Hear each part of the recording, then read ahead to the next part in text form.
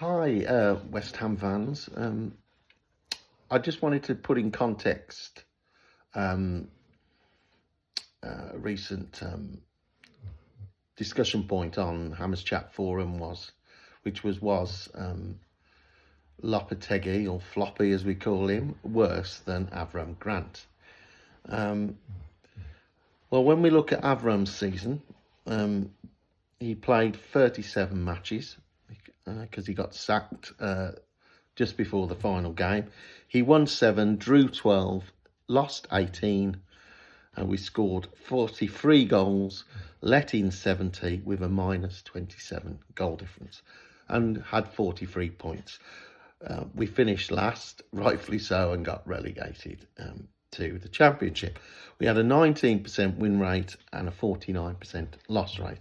Now, Julian so far has played 20. We've won 6, drawn 5, lost 9, and we've scored 24 goals, let in 39, and minus 15 goal difference. We've got 23 points so far.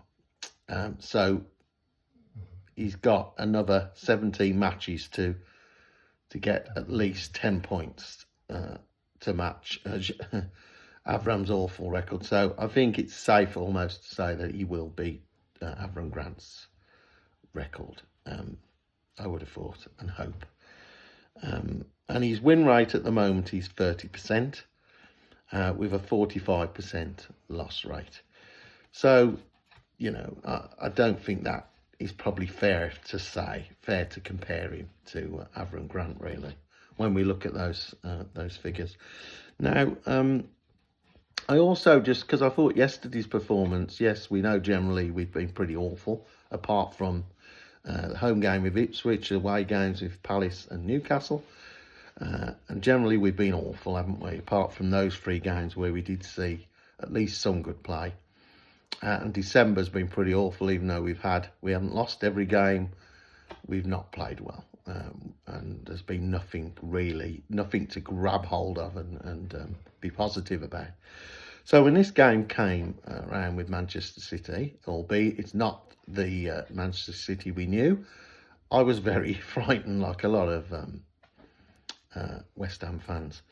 But when we compare this game to David Moyes' 5 games that he had against City, when he was manager in his second term in charge, I just thought it'd be interesting to compare.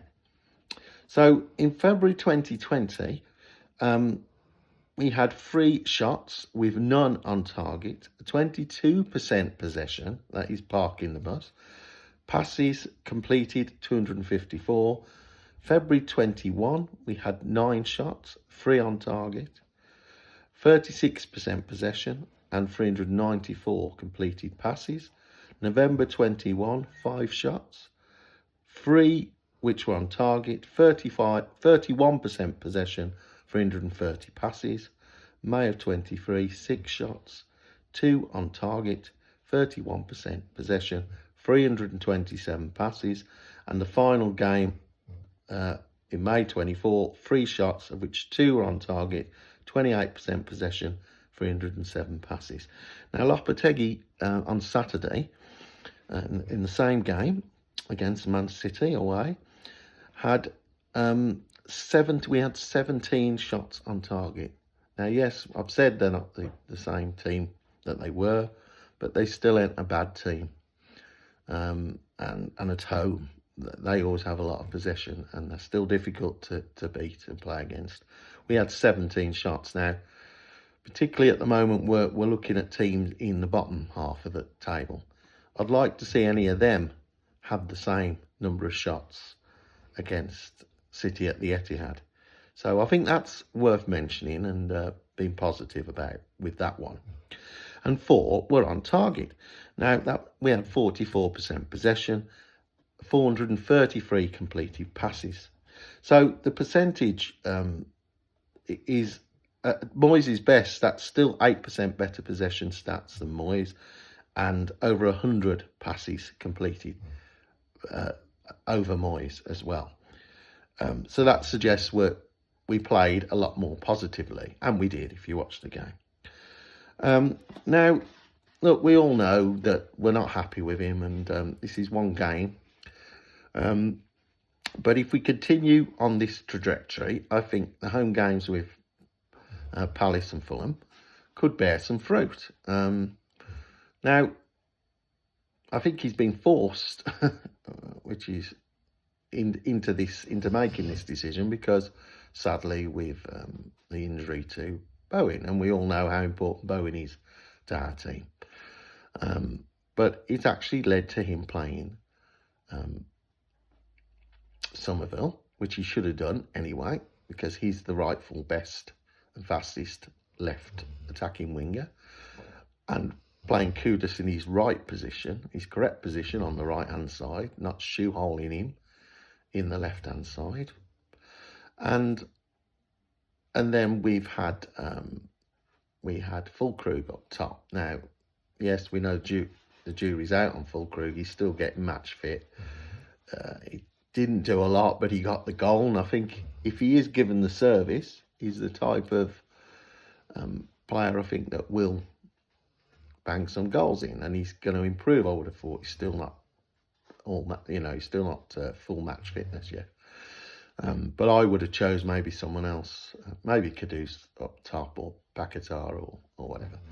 I wouldn't have played Fulkrug personally, but he did get the goal, didn't he?